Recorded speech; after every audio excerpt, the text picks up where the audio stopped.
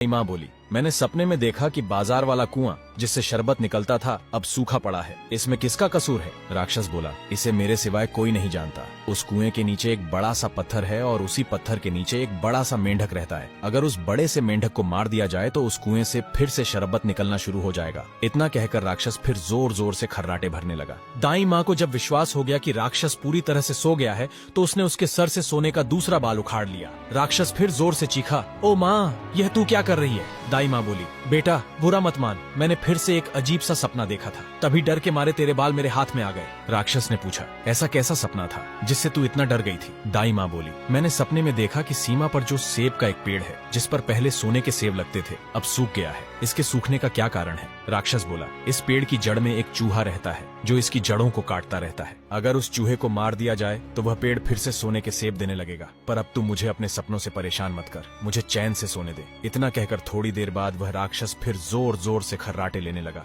जैसे ही दाई माँ को लगा कि राक्षस सचमुच सो गया है तो उसने तीसरी बार सोने का बाल उखाड़ लिया। अब तो राक्षस गुस्से से आग बबूला हो गया और दाई माँ को खरी खोटी सुनाने लगा। दाई माँ उसे शांत करने की कोशिश करने लगी, फिर बड़े प्यार से बोली, बेटा मैं इन अजीब अजीब सपनों का क्या करूं? अभी अभी मैंने फिर से एक अजीब सपना देखा। राक्षस बोला, ऐसा कौन सा सपना देखा? जल्दी कह, मुझे नींद आ रही है। दाई माँ बोली, मैंने सपने में देखा कि मुझसे एक नाविक शिकायत कर रहा था कि उसे हर समय इधर से उधर जाना पड़ता है। उसे इससे छुटकारा क्यों नहीं मिलता? इसमें उसका क्या कसूर है? राक्षस बोला, वह नाविक मूर्ख है। जिस दिन वह किसी और आदमी के हाथ में अपना चप्पू दे देगा उसे हर रोज के आने जाने से छुटकारा मिल जाएगा। इतना कहकर राक्षस फिर से अपनी चटाई पर लेट गया और खर्राटे लेने लगा। अब दाई माँ ने उस लड़के को बाहर निकाला और उसे 3 सोने के बाल देकर बोली, अपने तीनों सवालों के जवाब तो तू सुन ही चुका है, अब ये ले 3 बाल और तुरंत यहाँ से भाग जा। लड़के ने हृदय से उसको धन्यवाद दिया और अपने ससुर के राज्य की ओर चल पड़ा। रास्ते में उसे फिर वही नाविक और पहरा देते हुए दोनों सिपाही मिले। नाविक ने जब उसे दूसरी ओर उतारा तो वह लड़का बोला,